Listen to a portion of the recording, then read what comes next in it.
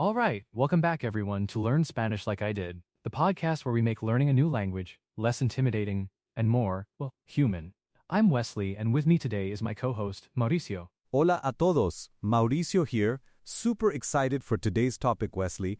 We're diving into something that honestly used to be one of my biggest anxieties when first trying to speak Spanish, ordering food and drinks. Oh, absolutely. I think that's such a universal experience, isn't it? You're in a new country, you're hungry, and suddenly the simplest act of asking for a coffee feels like you're about to deliver a TED Talk in a foreign language. The pressure is real. It really is. And it's funny because it's such a common everyday interaction, but the fear of messing up, of ordering something completely unexpected, or just not being understood can be paralyzing for beginners. But it doesn't have to be. Exactly. And that's what we want to tackle today. We're going to break down some essential vocabulary, really practical phrases, and even touch on some cultural nuances that will help you order like a pro, or at least confidently enough to get what you want, even if you're just starting out. Absolutely. I remember one time early in my Spanish journey, I wanted a glass of water, right? Simple. But instead of un vaso de agua, I think I said something like una basura de agua, which means a trash can of water. The waiter just stared at me blankly and then mercifully laughed. It was humbling but also a great learning moment. Oh man, that's hilarious. But that's exactly it, right? We make mistakes, and that's totally okay. The key is to have a few solid phrases in your back pocket. So Mauricio, where should we start? Let's say we've just walked into a restaurant or a cafe. Great starting point. First things first, greetings are crucial. A simple hola or buenos días, buenas tardes, buenas noches goes a long way. It sets a polite tone.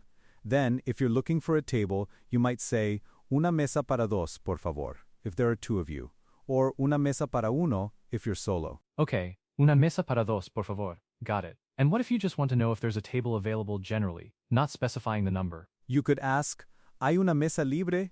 Is there a free table? Or simply, mesa libre. People will understand.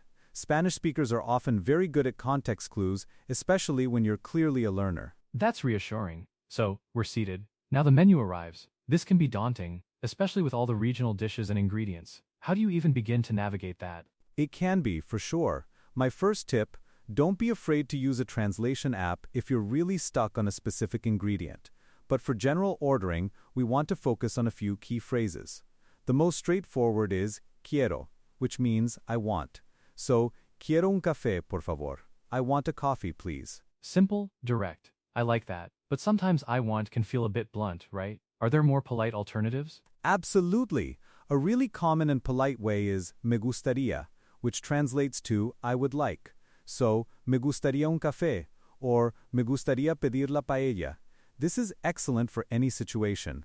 Or, even simpler, you can just point to something on the menu and say, esto por favor, meaning this please. That's a lifesaver, the esto por favor. I've definitely relied on that one in a pinch. Let's talk about drinks first. What are some of the most common drinks people might order, and how would they say them? Okay, drinks. Agua for water, naturally. If you want sparkling water, it's agua con gas. Still water is agua sin gas. For coffee, café is obvious, but you might specify café con leche for coffee with milk, café solo for a black espresso, or cortado for an espresso with a splash of milk. Oh, cortado is important to know. I've definitely been in situations where I just ordered café and got a tiny espresso when I really wanted something bigger. What about juices or soda? For juice, it's zumo in Spain or jugo in Latin America. You'd say zumo de naranja for orange juice. For soda, refresco is the general term. If you want a specific brand, just ask for una Coca-Cola or una Fanta. And of course, beer is cerveza, wine is vino tinto for red, vino blanco for white. Excellent. So, me gustaría una cerveza, por favor. That sounds pretty good to me. Now onto the food. This is where it gets really fun, especially with tapas culture. Let's start with basic courses. Appetizer, main, dessert. Right, so entrada or aperitivo for a starter, plato principal for the main course, and postre for dessert.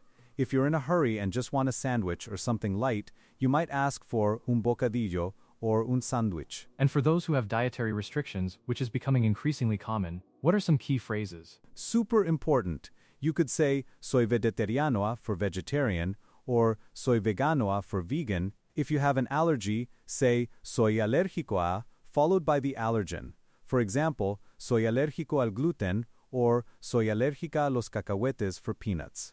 A more general question is, ¿contiene gluten? Or ¿tiene opciones vegetarianas? That's incredibly useful. It shows that you're making an effort, and typically, staff are very accommodating when you try to communicate in their language. Now, the magical world of tapas. What's the deal there? Ah, tapas. This is where Spanish dining truly shines. A tapa is a small portion, often served with a drink. You don't usually order a specific number of tapas in a formal sense, you order specific dishes, en forma de tapa, in tapa form. Or you might ask for una ración, which is a larger portion, meant for sharing. So, if I want a small plate of, say, patatas bravas, I'd say, una tapa de patatas bravas, por favor? Exactly, you've got it. Or just point and say unas bravas. Often works too. The beauty of tapas is the variety. You can try several different things without committing to a huge meal. It's a very social way to eat. I love that. It encourages trying new things, and when you're out with friends, it makes for great conversation. Moving beyond the actual ordering, what about when you need to get the attention of the waiter or waitress politely? Good point. A simple perdón or con permiso will usually do the trick, especially if you catch their eye. Don't shout oye, like you see in movies. That's generally considered rude in a restaurant setting. A subtle wave and a polite perdón is best. That's a crucial cultural tip right there. So, we've eaten, we've had our drinks, everything was delicious. Now, the dreaded moment, asking for the bill. How do we do that without sounding demanding? The easiest way is la cuenta por favor, the bill please. You can also say, me trae la cuenta por favor. Could you bring me the bill please? Both are perfectly polite and common. Okay, la cuenta por favor. That's another essential phrase to commit to memory. What if you need something clarified during the meal, like, could you repeat that more slowly, or, I don't understand? Absolutely necessary. Puede repetir por favor. Can you repeat please? And if they're speaking too fast, más despacio por favor. More slowly please. And the very honest, no entiendo, I don't understand.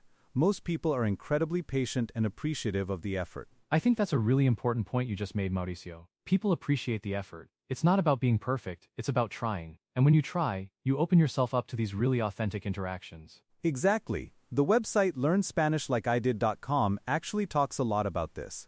The importance of practical application and just jumping in. These are everyday scenarios where you get to practice and build confidence. It's not just about learning words, it's about using them in real life. That's so true. It takes it from abstract vocabulary to a tangible experience. I remember my first time ordering an entire meal in Spanish, and it felt like such a huge win, even if it wasn't grammatically flawless. Just the feeling of connecting and getting my needs met was amazing. It builds that momentum, right? That sense of accomplishment encourages you to try more.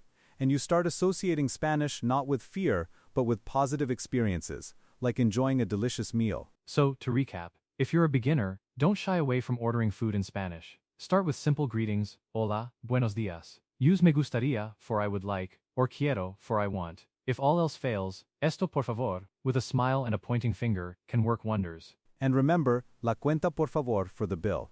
Don't forget por favor and gracias. Politeness is key.